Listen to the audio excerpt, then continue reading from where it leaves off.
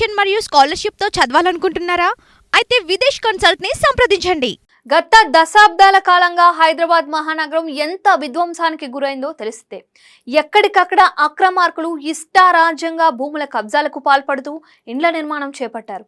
చెరువులు కుంటలు అంటూ దేనిని వదలకుండా ఆక్రమించి అమ్మేశారు. ఒకప్పుడు నగరం చుట్టూ పదుల సంఖ్యలో ఉండే చెరువులు కుంటలు ఇప్పుడు మచ్చుకైనా కనిపించకుండా పోయాయి. ఎక్కడ చూసినా భవంతులే వెలిశాయి. గత ప్రభుత్వం కబ్జాలను పెద్దగా పట్టించుకోలేదు. అంతేకాదు, కొందరిని ప్రోత్సహించినట్లుగాను వారిపై ఆరోపణలు ఉన్నాయి.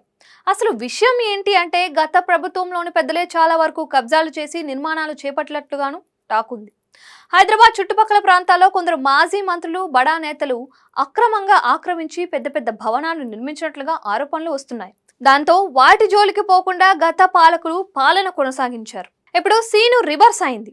కాంగ్రెస్ ప్రభుత్వం అధికారంలోకి వచ్చింది. ముఖ్యమంత్రిగా రేవంత్ రెడ్డి బాధ్యతలు స్వీకరించడంతో ఇప్పుడు ఆయన కబ్జాలపైన ప్రధానంగా ఫోకస్ పెట్టారు. చెరువులు కుంటలను కాపాడేందుకు యుద్ధమే చేస్తున్నారు. అందులో భాగంగా అక్రమ నిర్మాణాల భరతం పట్టేందుకు హైడ్రా ఏర్పాటు చేశారు. దానికి కమిషనర్గా సీనియర్ ఐపీఎస్ రంగనాథ్ను నియమించారు. ఇప్పటికే తన కార్యకలాపాలు ప్రారంభించిన హైడ్రా సినీ నటుడు నాగార్జునకు చెందిన ఎన్ కన్వెన్షన్ను సైతం నేలమట్టం చేసి మరింత సంచలనమైంది. ఇప్పుడు అక్రమార్కుల గుండెల్లో హైడ్రా రైలు పరిగెత్తిస్తోంది. పార్టీలకు అతీతంగా ఎవరు కబ్జాలకు పాల్పడినా ఉపేక్షించేది లేదని హైడ్రాకు సీఎం రేవంత్ రెడ్డి ఆదేశాలు ఇచ్చారు. చివరకు సొంత అన్న ఇల్లు సైతం ఎఫ్టీఎల్ పరిధిలో ఉందని తెలిస్తే ఆయనకు నోటీసులు జారీ చేశారు.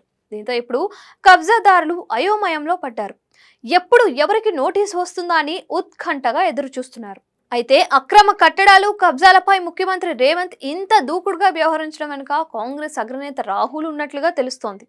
ఆయన మద్దతుతోనే రేవంత్ హైడ్రాను అమల్లోకి తీసుకొచ్చి అక్రమ కట్టడాలను నేలమట్టం చేస్తున్నారంట.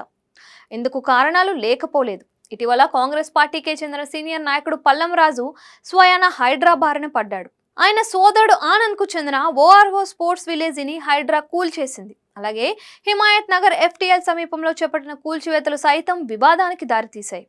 అయితే వీటన్నింటినీ పల్లంరాజు హైకమాండ్ దృష్టికి తీసుకువెళ్లారు. రాహుల్ గాంధీకి జరిగిన విషయాన్ని విన్నవించారు. కానీ రాహుల్ మాత్రం ఈ విషయంలో ముఖ్యమంత్రి రేవంత్ రెడ్డికి మద్దతుగా నిలిచారు. ఆపరేషన్ హైడ్రా విషయంలో తాను జోక్యం చేసుకోమని సున్నితంగా చెప్పారంట.